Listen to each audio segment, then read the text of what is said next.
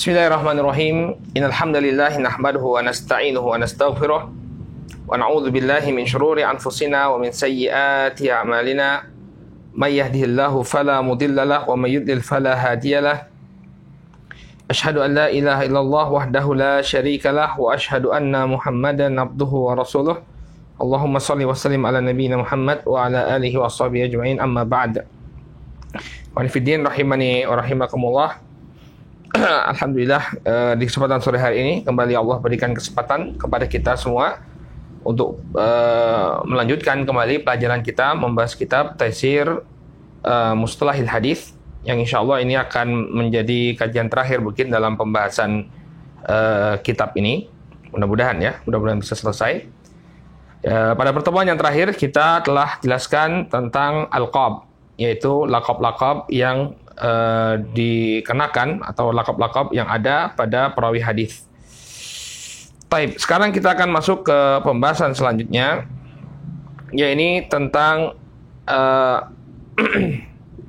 ma'rifatul mansubin ila ghairi abaihim, mengetahui rawi-rawi yang dinisbatkan kepada selain bapak mereka.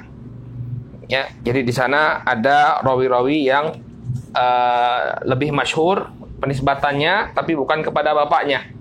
Misalnya kepada ibunya, atau kepada kakeknya, atau kepada neneknya. Ini perlu diketahui oleh para penuntut ilmu. Qala al-muradu bihadzal bahts ma'rifatu man ishtuhira nasabuhu ila ghairi abihi min qaribin kal ummi wal jid aw gharibin kal murabbi wa nahwihi. Tsumma ma'rifatu ismu abi. Maksud dari pembahasan ini adalah kita mengetahui nisbat yang masyhur kepada selain bapak, seperti nisbat kepada ibu, nisbat kepada kakek, atau kepada orang yang asing, atau bukan karib kerabat, atau kepada yang bukan karib kerabatnya, seperti nisbat kepada pendidiknya dan yang semisalnya. Setelah kita mengetahui nama asli dari bapaknya siapa, faedahnya apa? Daf'u tawahum at-ta'addud inda nisbatihim ila abaihim, untuk menolak atau untuk agar kita tahu, agar jangan salah paham ketika tersamarkan antara penisbatan dia dengan nama bapaknya, agar jangan sampai dikira bahwa ini adalah dua person yang berbeda, padahal satu person yang berbeda, padahal satu person yang sama, padahal dia satu person yang sama. Qala aqsamuhu wa amthilatuha. Pembagian dan contoh-contohnya. Yang pertama, manusiba ila ummihi. Orang-orang yang dinisbatkan kepada ibunya. Contohnya Mu'ad, Mu'awid, dan Aud. Mereka ini bin Afra. Afra ini nama ibunya. Abuhum Harith. Bapaknya bernama Al-Harith. Demikian juga Bilal bin Hamamah. Sahabat Bilal itu terkadang disebutkan kepada ibunya, Bilal bin Hamamah. Bapaknya namanya Robah. Demikian juga Muhammad bin Al-Hanafiyah, anaknya Ali. Di sana ada anaknya Ali bin Abi Thalib namanya Muhammad Al-Hanafiyah. Maka Al-Hanafiyah ini nisbat kepada ibunya dari Banu Hanifah. Sedangkan bapaknya adalah Ali bin Abi Thalib. Harusnya Muhammad bin Ali. Tapi dia lebih masyhur penisbatannya kepada ibunya. Qala man nusiba ila jaddatihi. Jangan disalahpahami beliau mengubah nasab, Enggak, ini masalah kemasyhuran saja. Beliau tetap bin Ali, Bilal tetap bin Robah. Hanya saja masyhur di tengah-tengah manusia penisbatannya kepada ibunya. Tapi mereka tetap binnya itu tetap ke bapaknya. Qala man nusiba ila jaddatihi. Orang-orang yang atau perawi-perawi yang dinisbatkan kepada neneknya. Al-ulia awid dunya, baik neneknya yang di atas atau yang dekat dengannya, nenek jauhnya atau nenek dekatnya. Contohnya Ya'la bin Munyah wa Munyah ummu abi. Ada rawi Ya'la alhamdulillah. Ada rawi namanya Ya'la bin Munyah. Dan Munyah ini adalah ibu dari bapaknya. Abuhu. Nah, ini bapaknya namanya Umayyah. Tapi dia dikenal dengan penisbatan kepada neneknya, Ya'la bin Munayyah. Qala Bashir ibnu Khassasiyah. Bashir ibnu Khassasiyah. Wa hiya ummu thalith min ajdadihi wa abuhu Ma'bad. Ada rawi namanya Bashir bin Khassasiyah. Dan Al-Khassasiyah ini adalah neneknya yang ketiga, ummu thalith min ajdadihi. Ya. Wa abuhu Ma'bad. Padahal nama bapaknya adalah Ma'bad. Jadi jangan salah, dia bukan anaknya Khassasiyah, ini adalah neneknya. Kemudian yang ketiga, manusiba ila jaddihi. Ya, rawi-rawi yang dinisbatkan kepada kakeknya. Contohnya Abu Ubaidah Ibnul Jarrah, sahabi. Abu Ubaidah Ibnul Jarrah, bapaknya bukan Jarrah namanya. Ya, nama beliau aslinya adalah Amir bin Abdillah Ibnul Jarrah. Jarrah itu kakeknya. Demikian juga Ahmad bin Hambal. Al-Imam Ahmad bin Hambal, Imam Mazhab Hambali. Ya, nama lengkap beliau Ahmad bin Muhammad bin Hambal. Jadi Hambal itu nama kakek beliau, bukan nama bapaknya. Bapaknya namanya Muhammad. Qala manusiba ila ajnabi li sabab. Orang-orang yang dinisbatkan kepada seseorang yang tidak ada hubungan kekerabatan dengannya. Contohnya Al-Miqdad bin Amr Al-Kindi. Ada sahabat namanya Al-Miqdad bin Amr Al-Kindi dari Bani Kindah. Yuqalu lahu Al-Miqdad bin Al-Aswad. Ya. Tapi dia dipanggil dengan panggilan Al-Miqdad bin Al-Aswad, nama sahabat ya.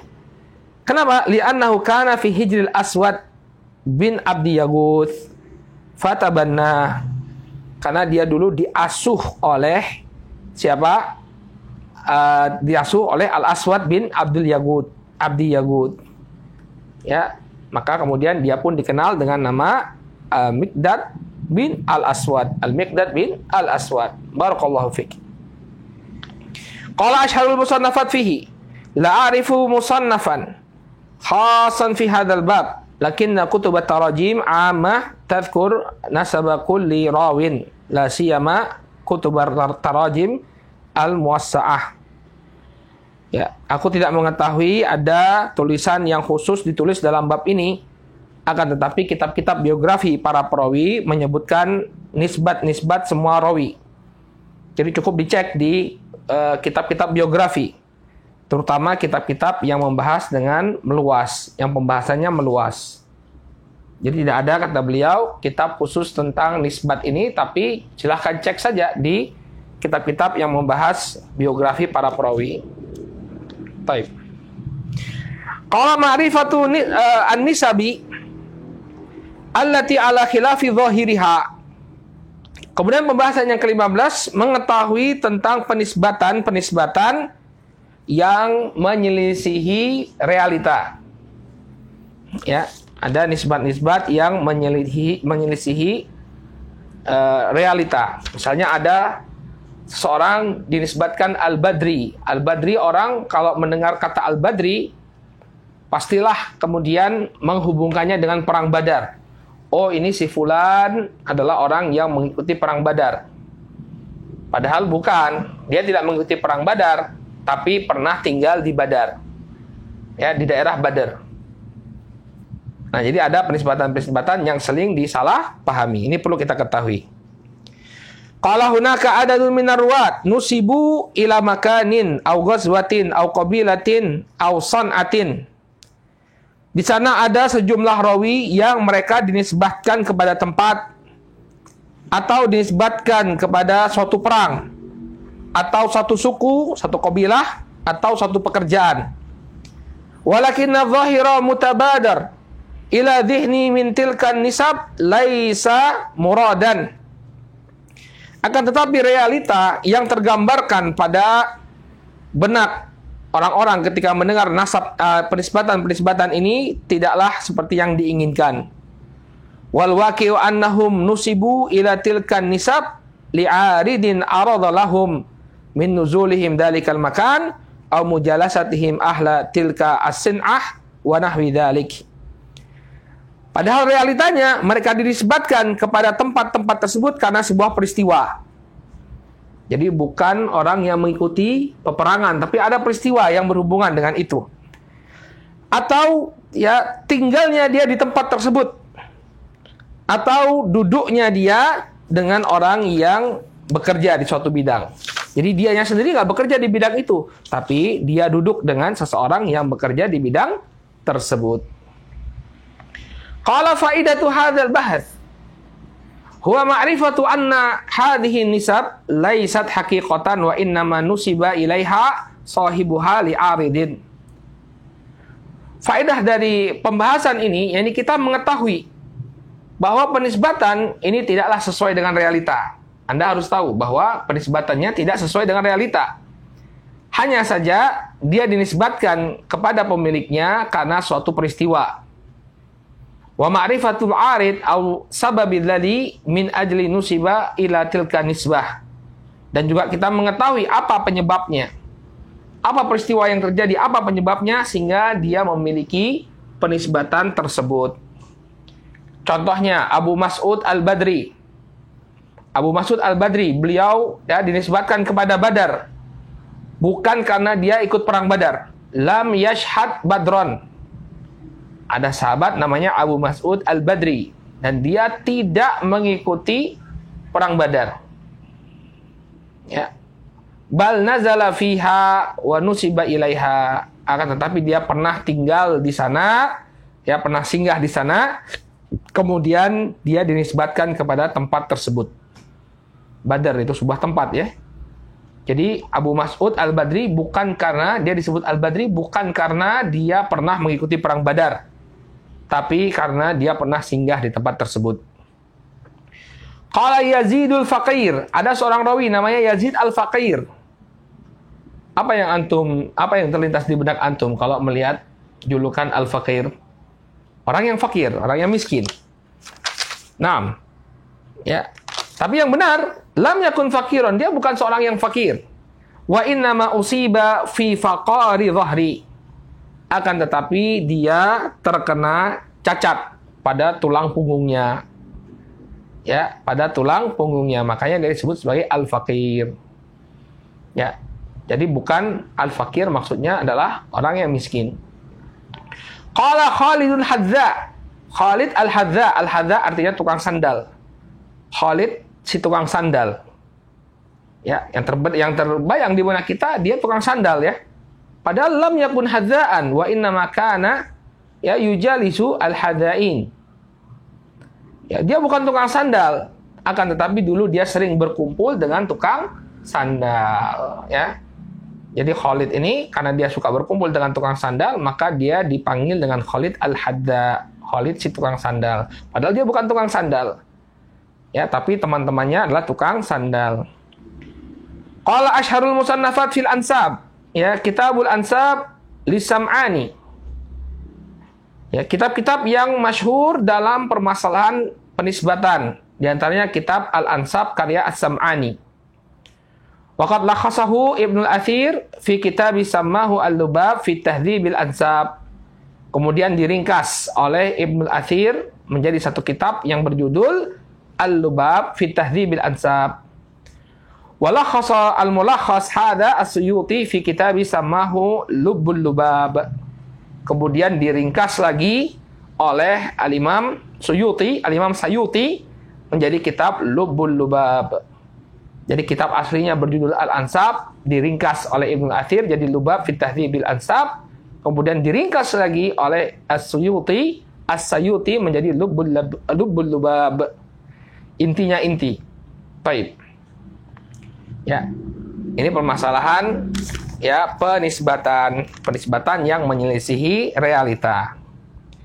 Qala ma'rifatu tawarikh arwah. Kemudian bagian yang ke-16 mengetahui ya tanggal-tanggal atau tahun-tahun yang berkenaan dengan perawi. Ya. Tawarikh lugatan secara bahasa adalah jam'ut tarikh wa huwa masdar ya ar-rakha wa suhilat hamzah fihi. Tawarikh ya adalah jamak dari tarikh. Tarikh merupakan masdar dari ar-rakha, memberi tanggal. Ya. Jadi sejarah itu asalnya adalah penanggalan ya, kapan terjadinya. Ini hukum asalnya. Kemudian baru melebar kepada yang lain. Adapun secara istilah, huwa ta'rifu bil waqtil ladzi tudbatu bihil ahwal minal mawalid wal wafayat wal waqa'i wa ghairiha. Ya, adapun secara istilah, tawarikh atau tarikh ini adalah mengetahui waktu-waktu ditentukannya peristiwa. yakni kapan terjadinya sebuah peristiwa. Alhamdulillah. Baik itu kelahiran atau kewafatan. Alhamdulillah. Baik itu kelahiran atau kewafatan atau peristiwa-peristiwa yang terjadi. Ada event-event yang terjadi. Wal muradu bihi huna huwa ma'rifatu tarikh al-mawalid atau mawalidir ruwah wa sama'ihim minasyuyukh wa qudumihim li ba'dil bilad wa wafayatihim. Nah, yang dimaksud dengan tarikh dalam ilmu mustalah yaitu mengetahui kapan kelahiran seorang rawi. Ya, kapan seorang rawi itu dilahirkan. Wa sama'ihim minasyuyukh, dan kapan mereka mendengarkan hadis dari guru-gurunya. Kapan mereka bertemu dengan guru-gurunya.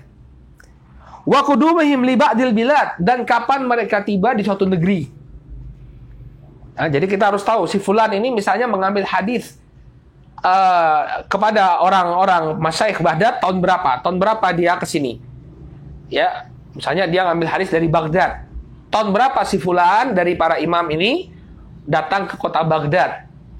Sehingga kita tahu pada tahun segitu ya siapa saja ulama Baghdad yang masih hidup dan siapa saja ulama Baghdad yang sudah meninggal. Sehingga nanti fungsinya apa? Ketika dia misalnya meriwayatkan hadis dari seorang ulama Baghdad yang pada tahun ketika dia ke Baghdad ulama tersebut sudah meninggal dunia, berarti ada inqita', ada keterputusan. Nah, inilah pentingnya kita mengetahui tahun berapa seorang rawi itu berkunjung ke sebuah kota. Ya, agar kita tahu nanti kalau dia mengklaim saya ngambil hadis dari si fulan. Loh, bukannya kamu ketika ke Baghdad sudah meninggal si fulan? Ketahuan bahwa terjadi ada keterputusan. Ya. Wafayatihim, demikian juga meninggalnya mereka, meninggalnya para ulama. Nah, ini juga. Ya. Nah, mungkin kamu si fulan ini ketemu sama ulama ini. Kenapa? Dia baru lahir, ulama yang dia ambil hadisnya sudah meninggal dunia. Berarti ada keterputusan. Qala hamiyatu wa faidatuhu. Sekarang apa faedah dan pentingnya? Kenapa permasalahan ini menjadi sangat penting? Kata beliau, huwa fannun muhim.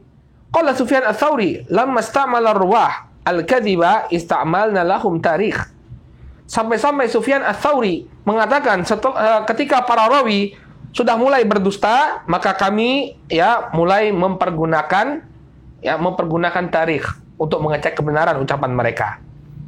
Tanggal berapa, klaim-klaimnya itu dicek sesuai atau tidak. Qala wa min fawaidihi ma'rifatu ittisali sanad aw inqita'ih. Demikian juga faedahnya kita bisa mengetahui sebuah sanad itu bersambung atau terputus. Wa qad idda'a qaumun ar-riwayata an qaumin fanudhira fit tarikh fa dhahara annahum za'amu ar-riwayah anhum ba'da wafatihim ya bisinin.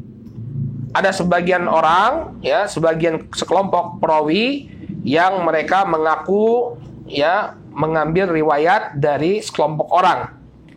Kemudian dilihat penanggalan, maka tampaklah bahwa mereka mengambil riwayat tersebut setelah guru-gurunya meninggal dunia. Ya, bisinin, setelah beberapa tahun. Bohong nggak berarti? Bohong. Ya, bohong. Ketahuan kebohongannya, terbongkar kebohongannya ya setelah dilihat kapan tanggal pengambilan riwayat.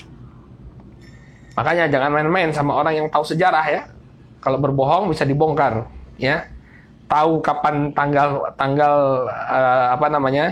kematian seseorang, nah dia bisa bongkar. Dia bisa bongkar orang tersebut berdusta. Taib. Qala amsilatun min uyuni tarikh. Contoh-contoh dari materi tarikh. Ya. Contohnya as-sahih fi sinni sayyidina Muhammad wa sahibai Abi Bakar wa Umar radhiyallahu anhuma 63. Contohnya pada usia wafatnya Rasulullah dan dua sahabat beliau, Abu Bakar dan Umar. Ketiganya wafat pada usia 63 tahun. 63 tahun. Nah, ini termasuk pembahasan tarikh. Wa qubida Rasul sallallahu alaihi wasallam duha al-itsnaini li sintai asyrata khalat min Rabiul Awal sana 11. Kemudian wafatnya Rasul sallallahu alaihi wasallam pada waktu duha hari Senin tanggal 12 Rabiul Awal. Ini tarikh. Ini kalau ada orang yang mengklaim mengambil hadis dari Rasul sallallahu alaihi wasallam secara langsung, bertemu dengan Rasul sallallahu alaihi wasallam secara langsung setelah tanggal itu, ya, maka klaimnya adalah dusta. Kemudian Abu Bakar meninggal pada bulan Jumadil Ula tahun 13 Hijriyah. Umar meninggal dunia pada bulan Dzulhijjah tahun 23 Hijriyah. Utsman terbunuh pada tahun 35 Hijriyah dalam usia 82 tahun. Sebagian ulama mengatakan usianya 90 tahun. Kemudian Ali wafat ya pada bulan Ramadan tahun 40 Hijriyah dalam usia 63 tahun. Ya. Demikian juga termasuk pembahasan tarikh, yakni ada seorang sahabat yang hidup 60 tahun di masa jahiliyah dan 60 tahun di masa Islam. Ada dua sahabat. Ya, dan kemudian kedua-duanya meninggal di Madinah. Beliau berdua adalah Hakim bin Hizam dan Hasan bin Thabit. Ya, penyairnya Rasul sallallahu alaihi wasallam. Baik. Kemudian di antara pembahasan tarikh, ya, lahir dan wafatnya empat imam mazhab. Yang pertama An-Nu'man bin Thabit Abu Hanifah. Beliau dilahirkan tahun 80 Hijriyah, meninggal tahun 150 Hijriyah. Kemudian Imam Malik bin Anas, lahir tahun 93 Hijriyah, wafat tahun 179 Hijriyah. Kemudian Muhammad bin Idris Asy-Syafi'i, Imam Syafi'i. Beliau lahir tahun 150 Hijriyah. Bertepatan dengan wafatnya Abu Hanifah. Abu Hanifah wafat, Muhammad bin Idris Syafi'i lahir. Kemudian beliau meninggal tahun 204 Hijriyah. Kemudian Al-Imam Ahmad bin Hanbal, ya, lahir tahun 164 Hijriyah, wafat tahun 241 Hijriyah. Ya, ini tarikh yang berkenaan dengan imam yang empat. Kemudian tarikh yang berhubungan dengan pengarang kutubul hadis al-mu'tamadah, ya, atau yang disebut sebagai ummahatus sittah. Ya, 6 kitab hadis yang menjadi rujukan, ya, ahlu sunnah. Yang pertama Muhammad bin Ismail al-Bukhari. Ini yang paling senior dari penulis ummahatus sittah. Beliau dilahirkan tahun 194 Hijriyah, wafat tahun 256. Kemudian Imam Muslim bin Al-Hajjaj An-Naisaburi, lahir tahun 204 Hijriyah, wafat tahun 261 Hijriyah. Kemudian Abu Daud As-Sijistani, Al-Imam Abu Daud, lahir tahun 202 Hijriyah, wafat tahun 275. Kemudian Abu Isa At-Tirmizi, ya, beliau dilahirkan tahun 209 Hijriyah, wafat tahun 279. Kemudian Al-Imam An-Nasai Ahmad bin Syu'aib, beliau lahir tahun 214 Hijriyah, wafat tahun 303 Hijriyah. Kemudian Al-Imam Ibnu Majah, ya, Al-Imam Ibnu Majah, beliau dilahirkan tahun 207 Hijriyah dan wafat 275 Hijriyah. Ini contoh-contoh tarikh penanggalan, ya, perlu kita ketahui agar tidak orang tidak bisa berdusta kalau dia melakukan klaim terhadap sesuatu. Kemudian Asyharul Musannafat fihi, kitab yang masyhur dalam permasalahan ini, di antaranya kitab Al-Wafayat karya Ibnu Zabr, Muhammad bin Ubaidillah, ya, Ar-Rabai, muhaddits Dimashq, muhaddits dari kota Damaskus, wafat tahun 379 Hijriyah. wa huwa murattabun ala sinin, dan dia diurutkan berdasarkan tahunnya. Jadi Ibnu Zabr ini memiliki kitab Al-Wafayat yang mencatat tahun-tahun kapan saja para ulama itu wafat. Tentunya sampai di masa beliau ya. Kemudian dhuyulun alal kitab bisabiq. Kemudian tambahan terhadap kitab Al-Wafayat. Jadi kitab Al-Wafayat ditambah oleh sebagian para ulama, di antaranya oleh Al-Kannali. Maaf, ini cetakan saya agak kurang jelas ya. Ini sepertinya bacanya Kannali. Kemudian Al-Aqfani. Kemudian ditambah lagi oleh Al-Iraqi dan yang selain mereka.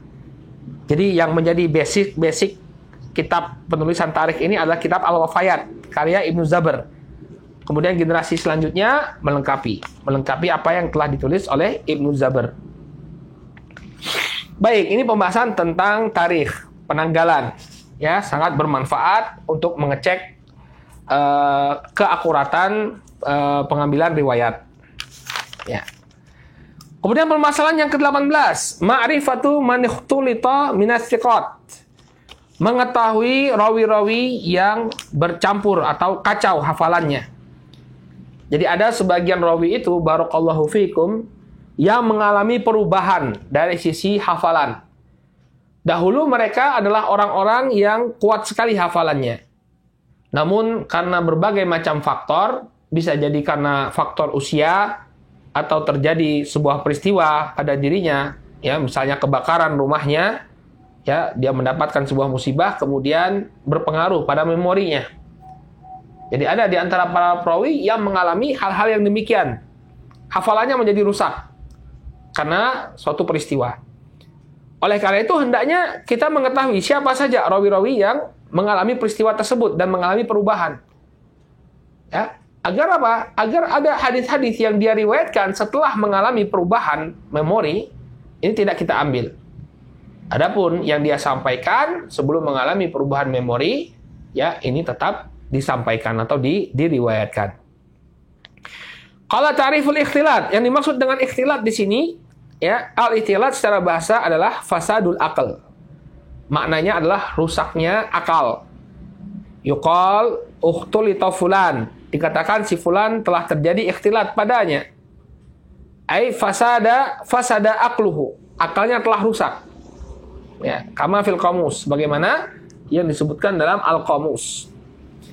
Adapun secara istilah, ya, fasadul aql au adamu intidhami aqwal bisababi kharafin au amma au ihtiraqi kutubin au ghairi dzalik. Adapun secara istilah, yang dimaksud dengan ikhtilat adalah rusaknya akal atau ketidakstabilan ucapannya berubah-ubah. Bisa jadi karena pikun atau kebutaan, atau kitab-kitabnya terbakar, atau ya sebab-sebab lainnya. Intinya dia tidak lagi seperti yang dulu, berbeda. Ya. Kemudian contoh jenis-jenis dari ikhtilat, anwa al-mukhtalatin, jenis-jenis orang yang terjadi ikhtilat padanya. Qala man ukhtulita bisababi kharafin, atau bisababil kharaf. Ya. Rawi-rawi yang kacau hafalannya karena sebab kepikunan, karena dia menjadi pikun.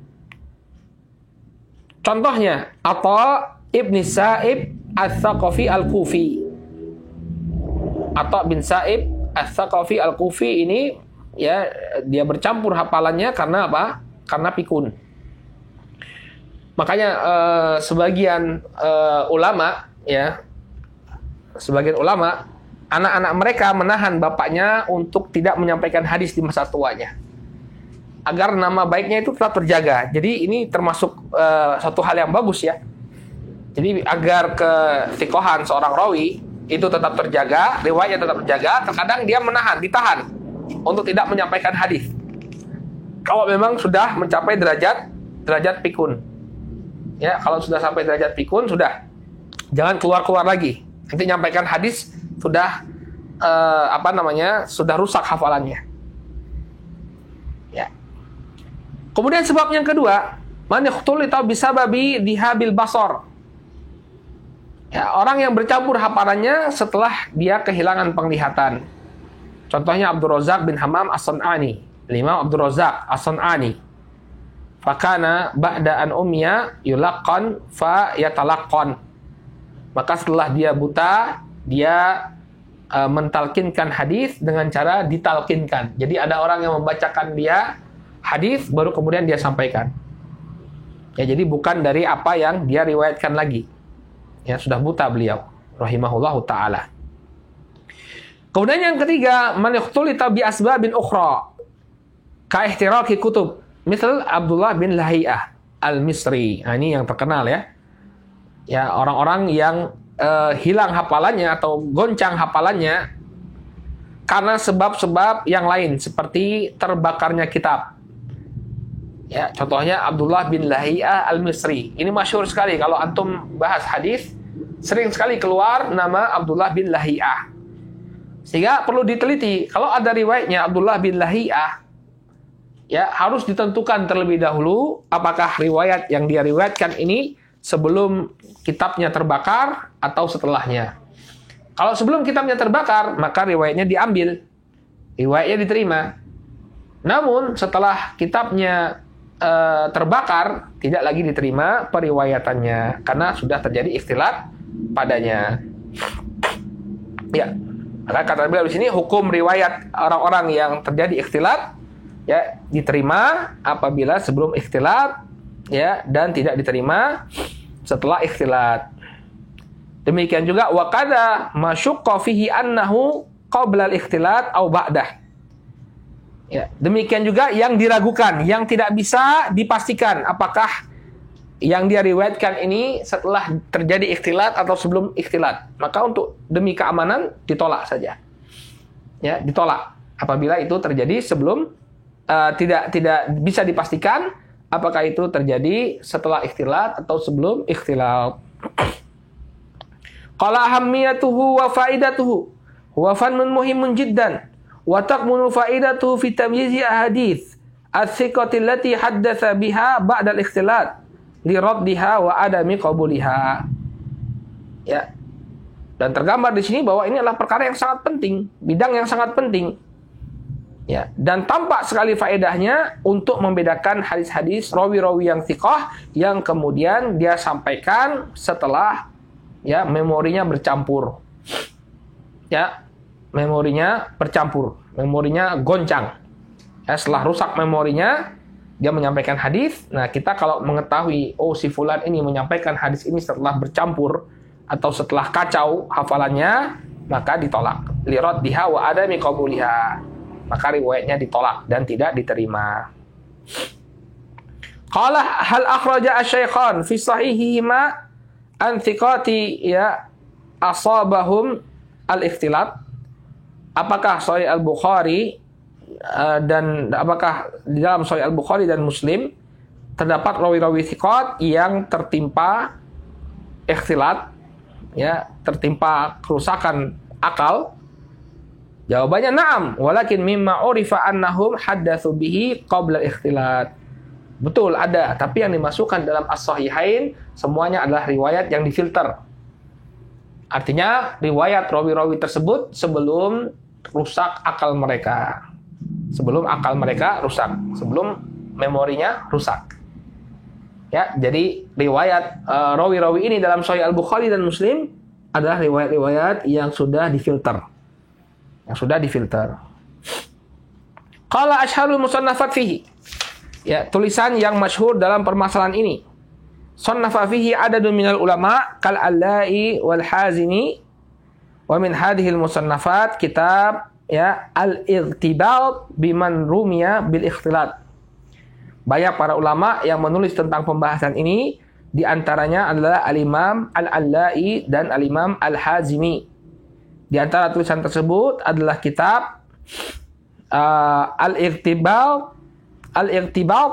biman rumiya bil ikhtilat karya Al-Hafidh Ibrahim bin Muhammad ya Sibti Ibnu Ajami Al-Mutawaffa sanah wahid wa arba'in wa thamanmi'ah. Ya, karya Al-Hafidh Ibrahim bin Muhammad ya Sibt ibn al-Ajami yang meninggal dunia pada tahun 841 Hijriyah. Baik.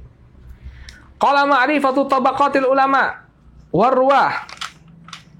Bagian yang ke-18, ya, mengetahui tentang tabaqat. Tabaqat dari para ulama dan para perawi.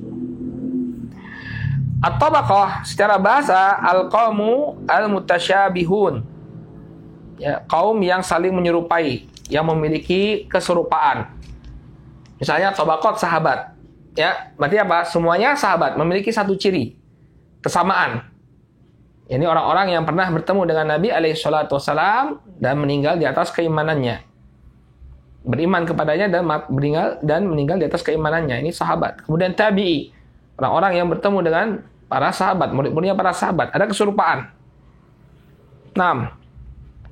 Qala istilahan qaumun taqarabu fis sin wal isnad atau fil isnad faqat.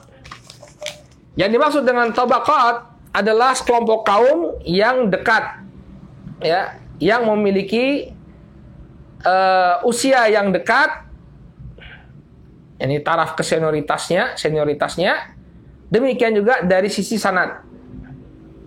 Ya, misalnya dia tabaqatnya tabi'in pada level kibarut tabi'in. Artinya mereka kibarut tabi'in adalah tabi'in yang masih bertemu dengan mayoritas para sahabat. Ya. Wa ma'na taqarrub fil isnad ay yakuna syuyukh hada hum syuyukh akhar.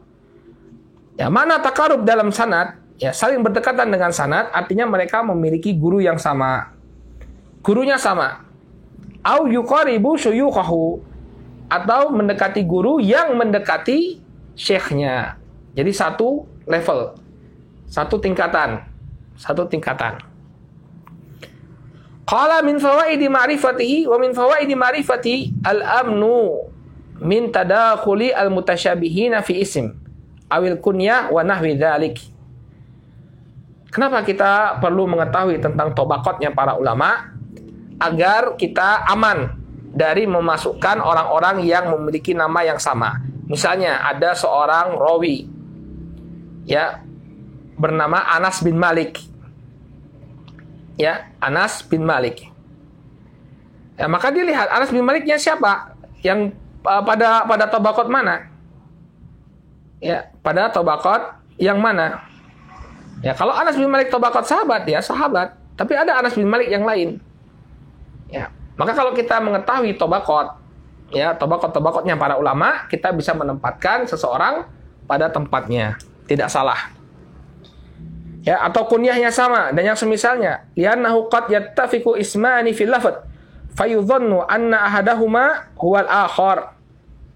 Karena bisa jadi namanya itu sama, kemudian dikira bahwa mereka adalah person yang sama. Namanya sama tapi berbeda. Bagaimana membedakannya? Dari tabaqatnya. Si fulan ini pada tabaqat yang mana? Ya. Oh, si fulan ini tabaqat sahabi, berarti Anas bin Malik yang sahabi itu. Ya, oh ini tabaqatnya beda lagi. Ya, di masa tabi'i beda lagi berarti. Ya, ini tujuannya. Kenapa kita perlu mengetahui tabaqat? Karena ada sebagian rawi itu yang memiliki nama yang sama. Ya, fayatamayyazu dzalika bima'rifati tabaqatihim. Maka yang demikian bisa dibedakan dengan cara kita mengetahui tabaqatnya. Ya. Qala al-wuquf ala haqiqatil muradu minal an'anah. Kemudian kita bisa memiliki pijakan untuk menganalisa al-an'anah. Sudah lewat ya pembahasan tentang an'anah. Ya, tentang an'anah. Jadi kalau kita tahu tabaqatnya ulama, kita tahu ya membedakan mana yang melakukan an'anah. Ya, kalau si fulan ini tiba-tiba meriwayatkan dari si fulan pakai an. Padahal itu bukan levelnya dia. Nah, ini bisa jadi terjadi apa? Keterputusan. Ya. Qala qad yakunu rawiyan min tabaqatin bi'tibar wa min tabaqataini bi'tibarin akhar. Kemudian pembahasan yang berkaitan dengan tabaqat.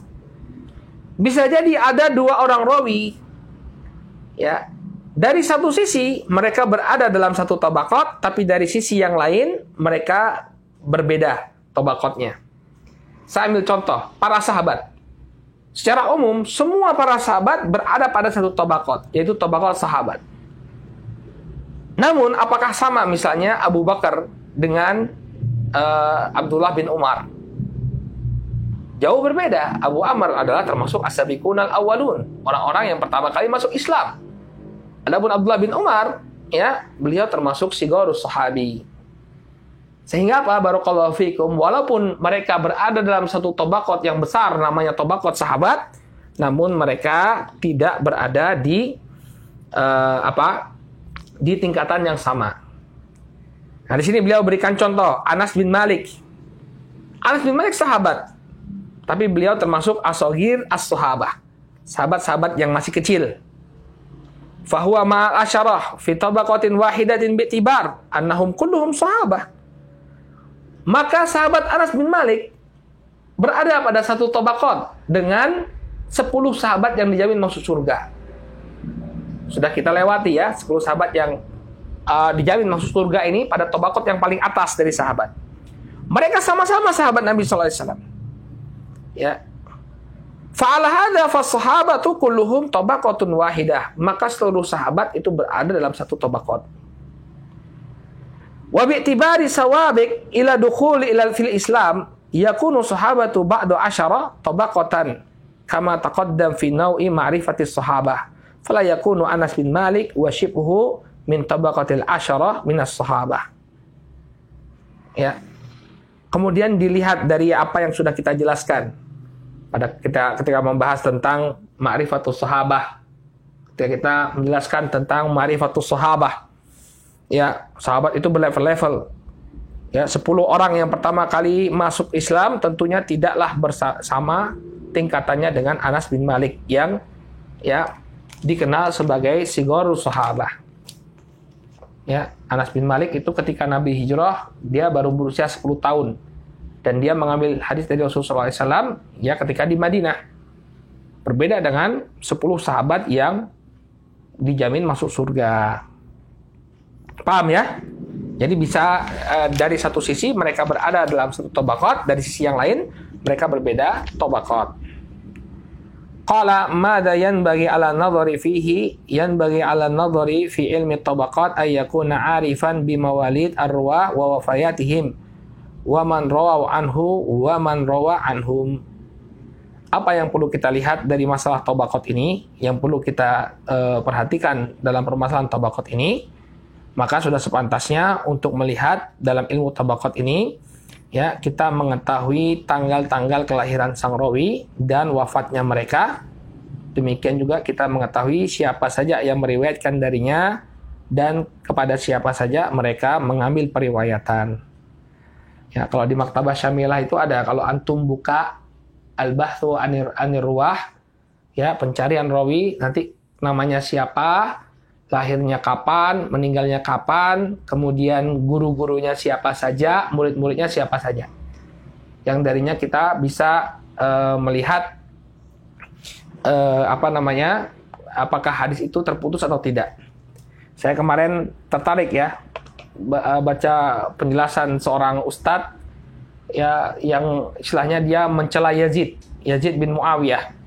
Kemudian dia membawakan sebuah hadis ya tentang Yazid, penyebutan Yazid. Nabi menyebutkan bahwa Yazid ini orang yang pertama kali mengubah sistem. Ya, ini hadis ya. Kita bicara tentang hadisnya.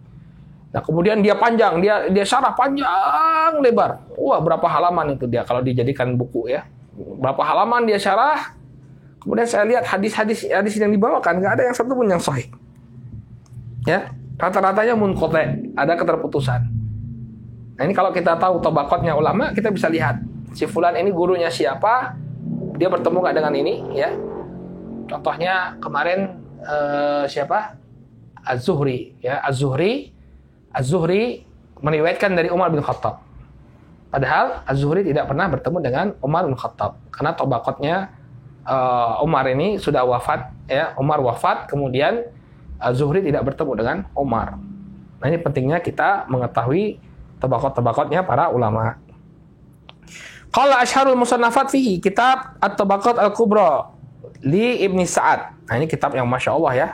Tabaqat Ibnu Sa'ad. Judul aslinya Tabaqat Al-Kubra karya Ibnu Sa'ad. Kemudian Tabaqat Al-Qurra karya ya Abu Amr Ad-Dani. Al-Qurra itu orang zaman dahulu menyebut para ulama itu dengan qurra. Qurra itu ulama artinya. Kemudian Tabaqat Syafi'iyah Al-Kubra karya Abdul Wahhab As-Subki, Al-Imam As-Subki rahimahullah. Kemudian Tazkiratul Hufat karya Al-Imam Adz-Dzahabi. Ya.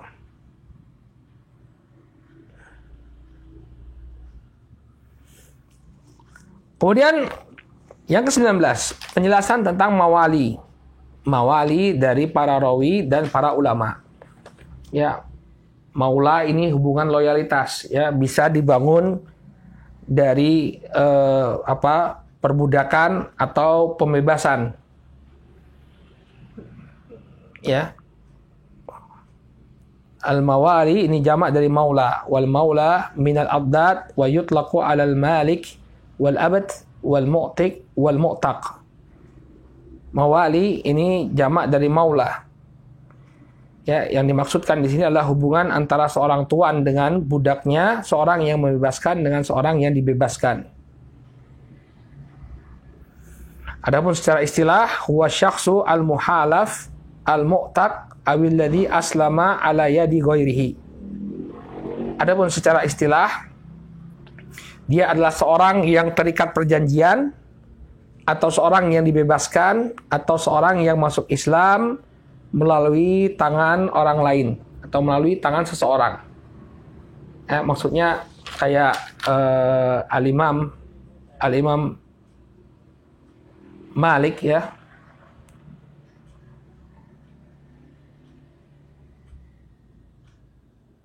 Baik. Al-Imam Malik ya, Malik bin Anas Al-Asbuhi At-Taimi. Al-Imam Malik itu nisbatnya kepada Al-Asbuhi At-Taimi. Al-Asbuhi ini qabilah dari Yaman, tapi kenapa beliau memiliki nisbat kepada Taimi? Ternyata dulu qabilahnya Al-Imam Malik ini memiliki perjanjian dengan Bani Taim. Ya, oleh karena itu dia memiliki hubungan ya wala dengan Bani Taim karena qabilahnya dulu menjalin perjanjian dengan Bani Taim. Sehingga jangan disalahpahami bahwa Imam Malik ini dari Bani Taim, bukan, beliau dari Asbuh, orang Yaman. Hanya saja nisbat beliau pada At-Taimi itu karena perjanjian yang dilakukan oleh leluhurnya dahulu. Ya. Contohnya kata beliau, anwa'ul mawali, jenis-jenis dari mawali. Anwa'ul mawali salasatun wahya maulal hilf. Maka hubungan permaula apa ya istilahnya, hubungan loyalitas itu ada 3. Ya, hubungan mawali itu ada 3. Yang pertama maulal hilf. Ya, hubungan yang dibentuk dari perjanjian. Contohnya Imam Malik bin Anas Al-Asbuhi At-Taimi. Contohnya Imam Malik bin Anas. Ya, Al-Asbuhi At-Taimi fahuwa asbuhi solibatan. Maka beliau merupakan asbuhi, nisbat kepada asbuhi secara keturunan. Artinya Imam Malik bin Anas ini leluhurnya kembali kepada qabilah Asbuh di Yaman. Qala Taimiyun biwala'il hilf. Dan beliau ya nisbatnya Taimi karena wala yang dibentuk atau yang wala yang terjadi karena perjanjian. Penjelasannya bagaimana? Wadzalika li'anna qaumahu asbuh mawali li Taim Quraisy bihilf. Karena qabilahnya Imam Malik yakni Asbuh ya melakukan perjanjian ya wala dengan Taim, dengan suku Taim Quraisy. Ya, jadi mereka membuat perjanjian ya, perjanjian antara Bani Taim dengan Bani Asbuh. Sehingga kedua kabilah ini kabilah yang leluhurnya ini mengikat perjanjian, mereka boleh menggunakan nisbat. Ya. Oleh karena itulah Imam Malik selain dia memiliki nisbat al-Asbuhi, dia memiliki nisbat at-Taimi. Ya. Kalau Asbuhinya ini asli, beliau dari kabilah Asbuh. Tapi Taimnya, beliau bukan orang Taim, dari Bani Taim. Ya. Bani Taim ini kalau saya tidak salah kabilahnya Abu Bakar. Abu Bakar itu At-Taimi. Tapi dari mana? Kenapa kok Imam Malik bin Anas itu memiliki nisbat Taimi? Ya, karena dulu leluhurnya dari kalangan Asbuh membuat perjanjian. Ya, membuat ikatan dengan kabilah Taim. Makanya beliau boleh menggunakan nisbat At-Taimi. Paham ya? Nah, asik ini ya. Nggak ada di kita ya. Ini ada di kebiasaannya orang-orang Arab. Kemudian maula al-ataqah. Wala yang dibentuk dari pembebasan. Contohnya Abul Bukhtari At-Ta'i At-Tabi'i. Seorang tabi'i yang bernama Abul Bukhtari At-Ta'i. Nama beliau Sa'id bin Fairuz. Huwa maula Tayyi' li'anna sayyidahu kana min Tayyi'in fa'ataqahu. Abul Bukhtari, ini nama aslinya Sa'id bin Fairuz. Kenapa dia memiliki nisbat Ta'i? Karena dahulu, ya, karena beliau ini adalah maulanya suku Ta'i. Karena dahulu tuannya berasal dari Tayyi', kemudian membebaskan ya Abul Bukhtari.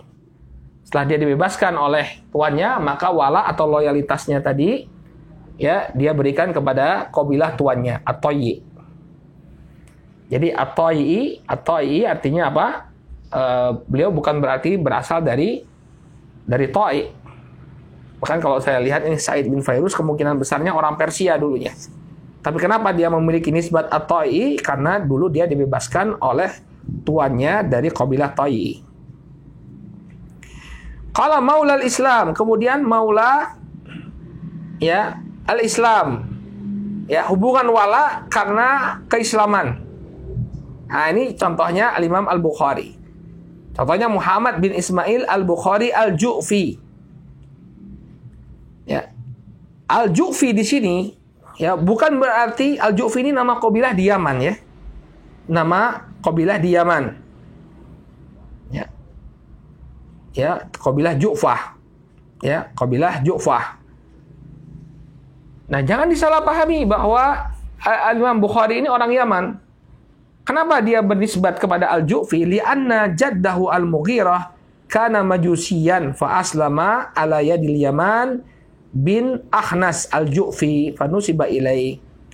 Dulu kakeknya Al-Bukhari yang bernama Al-Mughirah, Muhammad bin Ismail bin Ibrahim bin Mughirah bin Bardisbah. Nama aslinya Imam Bukhari. Nah, dulu kakek beliau yang bernama Al-Mughirah ini masuk Islam atau dulunya dia adalah seorang Majusi. Karena Al-Bukhari ini orang Bukhara, dulu termasuk wilayahnya Persia. Kakeknya yang bernama Mughirah, Majusi, kemudian masuk Islam melalui Al-Yaman bin Akhnas Al-Ju'fi. Maka dia pun dinisbatkan kepada kabilah Al-Ju'fah, ya. Jadi Al-Ju'fi ini jangan disalahpahami. Dahulu ada teman bercerita, ada seorang pengajar ya. Ada orang ngajar di muhadharah, ya, ngajar usul tsalatsah. Ngajar usul tsalatsah, kemudian dia menjelaskan tentang Al-Imam Al-Bukhari. Ini orang Yaman ini ya, tapi wallahu taala alam kayaknya dia dulu nggak sungguh-sungguh belajarnya. Waktu di Yaman, waktu belajar di Yaman, belajar di Damaj, ini nggak sungguh-sungguh belajarnya.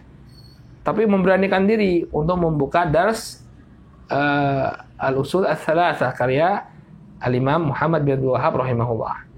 Kemudian ketika menjelaskan tentang Al-Bukhari, ya, Al-Bukhari dalam sahihnya membawa bab al-ilmu qabla al-qawli wal amal, kemudian dia cerita tentang Al-Bukhari. Kita sebagai orang Yaman itu harus bangga, kata dia. Ya, Al-Bukhari ini orang Yaman. Tahu dari mana? Ya, nisbat beliau adalah Al-Ju'fi. Maka ada kawan kami, orang Nigeria, ketawa dia ya. Ketawa dia, kemudian begitu keluar dari majelis dia datang ya. Datang kemudian dia laporin, ada baru dengar katanya Al-Bukhari orang Yaman katanya. Dari kata Ju'fa, padahal ada disebutnya pada Al-Ju'fi. Al-Ju'fi ini bukan nisbat kepada, bukan artinya Al-Bukhari orang Yaman, enggak. Al-Ju'fi ini orang yang mengislamkan kakeknya Al-Mughirah tadi. Ya, kakeknya Al-Mughirah itu adalah seorang ya yang berasal dari Bani Ju'fah, orang Yaman, Al-Ju'fi. Nah, ini kita tahu ya tentang penisbatan ya penisbatan kepada berdasarkan wala. Apa faedahnya? Min fawaidi al-amnu minal labs wa ma'rifatul mansub ila qabilati nasaban awwala. Tujuannya kita mengetahui tentang wala ini adalah kita merasa aman dari kesamaran, ya, dan mengetahui orang-orang yang dinisbatkan kepada suatu kabilah, apakah itu karena memang nasab atau karena wala.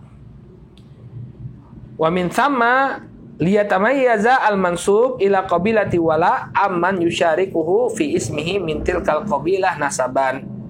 Dari sini juga kita bisa membedakan orang-orang yang menisbatkan diri pada suatu kabilah, apakah itu karena wala atau karena ya dia memang memiliki nasab kepada kabilah tersebut. Ini di antara fungsinya. Qala asyharul musannafat fihi, sannafa fi dzalika Abu Umar Al-Kindi binisbati ila misriyin faqat. Ya, tentang al-wala ini ya telah ditulis sebuah karya oleh Abu Umar Al-Kindi, hanya saja beliau hanya membahas tentang wala yang terjadi pada orang-orang Mesir saja. Jadi terbatas pada orang-orang Mesir saja. Nah, qala, kemudian bagian yang ke-20, ma'rifatu thiqat wa du'afa minar ruwah, mengetahui rawi-rawi yang thiqat dan rawi-rawi yang lemah. Ya, as-thiqat wa dhaif, as-thiqat wa dhaif, ya, as-thiqat lughatan al-mu'taman. As-thiqah artinya orang yang dipercaya, yang terpercaya. Wa dhaif diddul qawi, adapun dhaif lawan dari kuat. Wa yakunu dha'fu hissiyan wa ma'nawiyan. Dan lemah di sini bisa secara fisik atau secara makna. Adapun secara istilah, thiqah adalah al-adlul dhabit. Nah, ini dari awal-awal ya sudah kita bahas ya. Adapun dhaif adalah ismu am yashmulu man fihi ta'nun fi dhabtihi aw adalatihi. Adapun dhaif adalah nama yang umum mencakup orang-orang yang dicela dalam kedobetan atau keadilannya. Qala hamiyatuhu wa faidatuhu huwa min ajalin anwa'i ulumil hadis li'annahu biwasitatihi ya biwasitatihi yu'raful haditsus sahih minad dhaif. Dan ini merupakan ya jenis yang paling utama dalam ilmu hadis, karena dia merupakan perantaraan dengannya diketahui hadis yang sahih dan hadis yang dhaif. Ya, jadi dengan mengetahui kesikohan dan kedhaifan suatu rawi, ya ini adalah modal terbesar kita untuk membedakan hadis sahih dan hadis dhaif. Baik, kemudian asyharul musannafat fihi wa anwa'uha. Ya, karya-karya para ulama yang masyhur dalam permasalahan as-thiqat wa du'afa. Yang pertama, al-musannafat mufradah fi thiqat. Karya-karya yang disendirikan, dikhususkan bagi rawi-rawi yang thiqat. Contohnya kitab as-thiqat karya Ibnu Hibban dan kitab as-thiqat karya Al-Ijli. Kemudian yang kedua, jenis yang kedua adalah karya-karya yang dikhususkan untuk membahas rawi-rawi yang dhaif. Ya, dan ini banyak sekali seperti Du'afa karya Bukhari dan Nasa'i. Kemudian karya Al-Uqaili dan juga Daruqutni. Dan di antaranya adalah kitab Kamil Fid Du'afa karya Ibnu Adi dan kitab Al-Bughni Fid Du'afa karya Adz-Dzahabi. Ini karya yang dikhususkan untuk membahas rawi-rawi yang dhaif. Kemudian jenis yang ketiga, musannafat mustarakah baina thiqat wa du'afa wa hiya katsiratun aidon. Ya, karya-karya yang mencampurkan rawi-rawi yang thiqat dan rawi-rawi yang dhaif, dan ini banyak sekali. Contohnya kitab Tarikh Al-Bukhari Kabir, kemudian Jarh Ta'dil karya Ibnu Abi Hatim.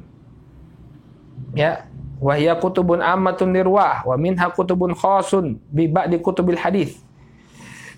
Ada kitab Tarikh Al-Bukhari Dan kitab Al-Jarh Ta'dil ini mencakup ya rawi-rawi secara umum. Artinya bukan rawi-rawi yang diambil riwayatnya dalam satu kitab tertentu, tidak. Wa minha kutubun khassatun bi ba'di kutubil hadis, mithlu kitab Al-Kamal fi Asma'ir Rijal li Abdul Ghani Al-Maqdisi. Ya. Di antaranya ada kitab-kitab yang khusus. Ya, ini membahas rawi-rawi yang berada di yang riwayatnya ada dalam kutubus sittah.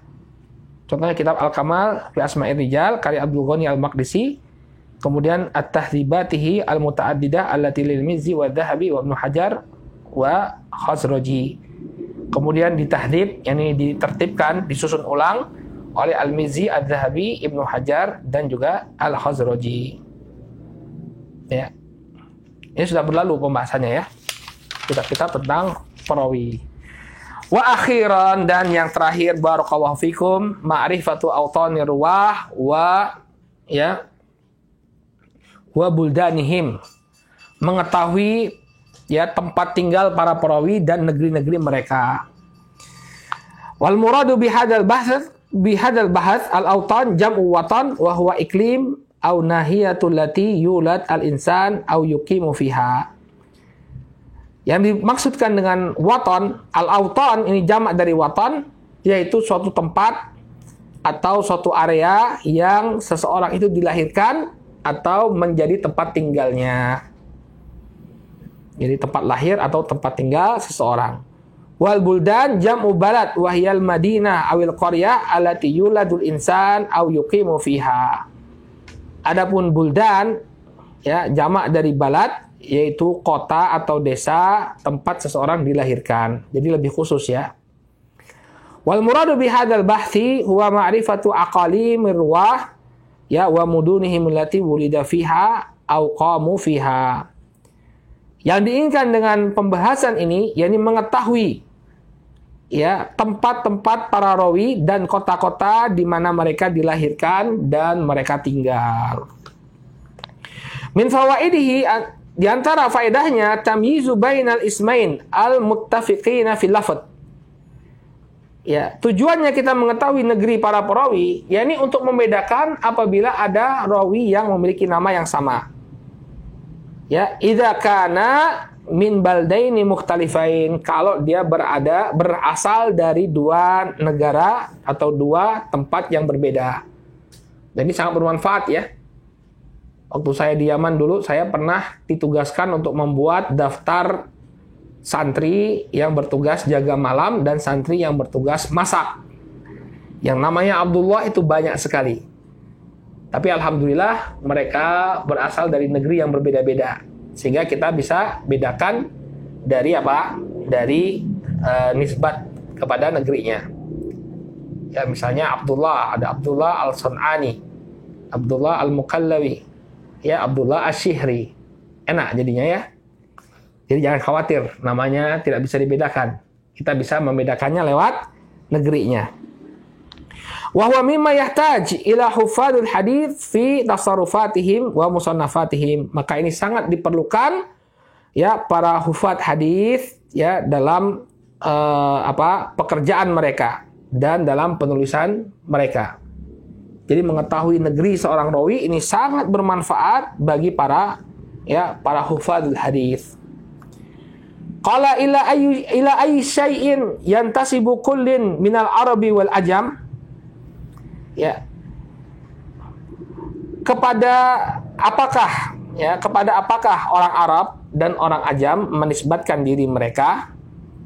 Laqad kanat al-arabu qadiman tantasiba ila qabailihim. Nah, ini kebiasaan bangsa Arab. Dulu orang-orang Arab biasa untuk menisbatkan diri kepada kabilah mereka. Ya, Al-Qurashi, ya, Al-Khazraji, At-Taimi, ya enggak? At-Tamimi, ya, itu semua nama kabilah. Jadi orang Arab dahulu mereka biasa menisbatkan diri mereka kepada kabilah-kabilahnya. Lianna ya ghalibiyatahum kanu badwan ruhalan. Karena dahulu kebanyakan mereka ini hidup secara nomaden. Nah, orang Arab nggak bisa menisbatkan diri kepada tempat. Kenapa? Hidupnya pindah-pindah, nomaden. Ini kebanyakan mereka. Inilah yang menjadi sebab kenapa orang Arab terbiasa untuk menisbatkan dirinya kepada qabilah, bukan kepada tempat. Karena mereka tidak punya tempat tinggal yang tetap. Hidupnya ruhalan, ya, berpindah-pindah. Wa kana irtibatuhum bil qabilah awsaq min irtibatihim bil ard. Oleh karena itu, dahulu mereka, keterikatan mereka dengan sukunya, dengan qabilahnya, ini lebih kuat, lebih kokoh dari keterikatan mereka dengan suatu tempat. Falamma ja'al Islam wa ghalaba alaihim sukna al-buldan wal qura intasabu ila buldanihim wa qurahum. Namun setelah masuknya Islam, setelah datangnya Islam, ya mulailah mereka tinggal di negeri-negeri dan desa-desa, lalu mereka pun menisbatkan diri mereka kepada negeri dan kampung-kampung tersebut. Jadi ini hukum asalnya orang Arab dulu, mereka nggak kenal kota-kota dan kampung-kampung karena mereka pindah-pindah. Tapi setelah datangnya Islam, mulailah mereka menisbatkan diri kepada suatu tempat. Amal ajmu fa innahum yantasibuna ila mudunihim wa qurahum minal qadim. Adapun orang-orang ajam selain Arab, mereka dari dahulu memang menisbatkan diri mereka kepada ya kota-kota dan kampung-kampung mereka dari dulu. Kemudian kaifa yantasibu ya man intaqala an baladihi? Bagaimana orang yang berpindah tempat tinggal atau berpindah negeri ya melakukan penisbatan? Misalnya ada orang dulu dia tinggal di Baghdad, kemudian pindah ke Kufah. Kalau dia ingin menyebut dirinya, dia dinisbatkan kepada kota mana? Al-Baghdadi atau Al-Kufi? Atau bagaimana menyebutnya? Qala idza arada jam'a bainahuma fil intisab fal yabda bi baladil awal thumma bi tsani al muntakil ilaih. Maka kalau ia ingin menyebutkan kedua-duanya, dia mulai dengan negerinya yang pertama baru diikuti dengan negeri yang kedua. Qala wa yahsunu an yudkhila ala tsani harfu thumma fayaqula man wulida fi Halab wa intaqala ila al madinatil munawwarah fulanun halabi thumma al madani. Dan bagus juga kalau misalnya dia memperantarai antara nisbatnya yang pertama dengan nisbatnya yang kedua dengan kata summa. Misalnya ini, ya, ada orang yang dilahirkan di Halab.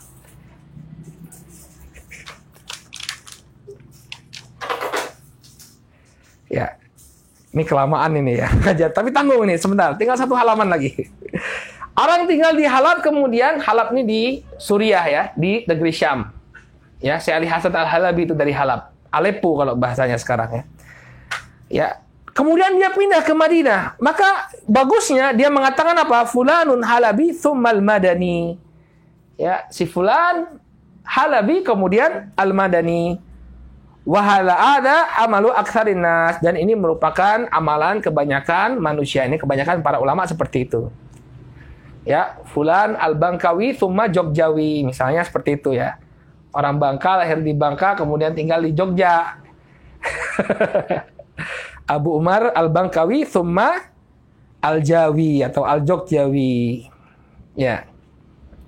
Qala wa idza lam yurid al-jam'a bainahuma lahu ayantasiba ila ayyihima sya wa hadha qalil.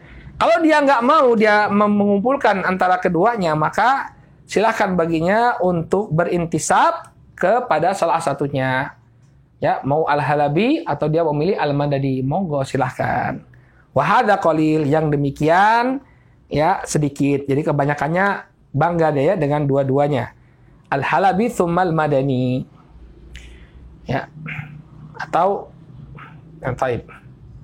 Al-Ethiopi Al-Makki. Qala kaifa yantasibu man kana huwa qaryatin tabi'ah li baldah. Bagaimana seorang menisbatkan diri apabila desanya itu mengikuti suatu negeri? Ya. Maka boleh saja, bebas ya. Lahu an yantasiba ila tilkal qaryah. Boleh baginya menisbatkan diri pada qaryahnya, pada kampungnya. Walahu an yantasiba ilal baldah atabi'a laha tilkal qaryah. Atau dia nisbatkan kepada bilatnya, kepada negerinya, tempatnya qaryah tersebut. ada yang mengikuti Korea tersebut. Walau an yantasiba ila tilkan nahiyah allati minha tilkal balda aidon, atau dia menisbatkan diri kepada nahiyah. Nahiyah ini lebih besar daripada Korea. Ini satu nahiyah ini mengumpulkan beberapa Korea. Contohnya, idza kana syakhsun minal bab wa hiya tabi'atul lil madinati Halab wa Halab min Syam. Contohnya ada seorang, ya, dia berasal dari kota Al-Bab. Ya, Al-Bab ini dia mengikuti provinsi Halab. Dan Halab ini berada di negeri Syam. Falahu an yaqula fi intisabihi fulanun al-Babi au fulanun al-Halabi au fulanun asy-Syami. Maka boleh bagi dia untuk menisbatkan dirinya, menyebutkan dia al-Babi. Ini berasal dari kota Al-Bab, atau fulan al-Halabi. Ya, dia berasal dari Halab, atau fulan asy-Syami. Monggo silahkan. Kemudian kamil muddatul lati in aqamaha syakhsu fi baladin nusiba ilaiha. Berapa waktu atau tenggang waktu seseorang itu tinggal di suatu negeri, kemudian boleh bagi dia untuk menisbatkan diri kepada tempat tersebut. Ya, maka yang paling kuat adalah pendapatnya Imam Abdullah bin Mubarak, arba'us sinin, 4 tahun. Qadarullah anak nggak sampai di Yaman 4 tahun ya, jadi nggak bisa Wirabahrun al-Yamani ya. Kalau sedikit lagi ya, 4 tahun, ya udah pakai nama al-Yamani nanti. Ya.